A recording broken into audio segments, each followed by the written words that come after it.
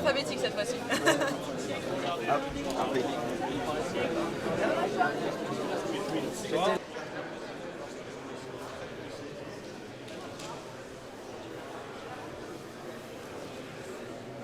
Ça va?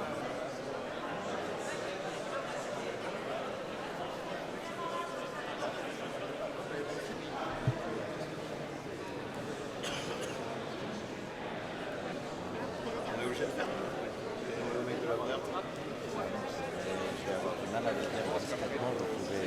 Je ne devrais pas dire ça, mais 24 heures.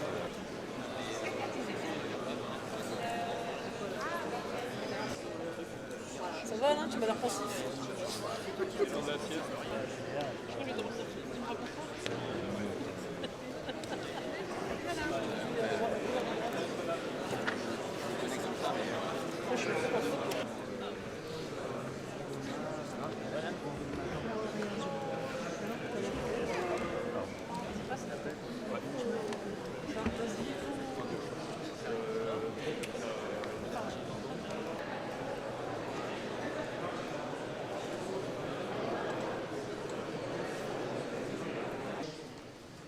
À l'approche de l'organisation de la Coupe, vous avez sans doute encore un peu de travail pour préparer cette grande course.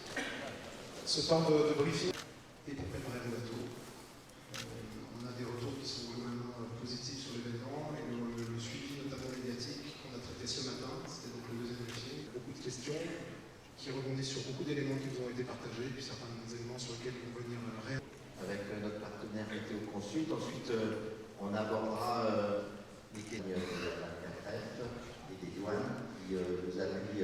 Et qui va donc générer ce flux de sud-ouest avec une première partie centrale et la dépression s'étale sous forme en direction des Açores et donc vous aurez cette dépression de mardi elle se creuse un petit peu plus au sud. Alors on est encore en de mer qui de toute façon seront très difficiles, on y reviendra puisque ces dépressions, effectivement, on a bien un flux de sud-ouest, ouest-sud-ouest, à peu près au 230-240, pour 15 à 20 nœuds de vent, avec des rafales de 35 nœuds.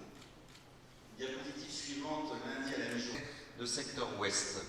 Donc des conditions difficiles pour cette première secteur nord-ouest. On a plutôt une bascule au secteur ouest, voire ouest-sud-ouest, mais on n'a pas de franche bascule au nord-ouest. Aura balayé le golfe de Gascogne et vous voyez qu'on est dans un régime alors là, fiabilité limitée quant à l'intensité de ces vents, tout va dépendre exactement de la fiabilité pour la deuxième partie du parcours. Guillaume Rotet qui va vous dérouler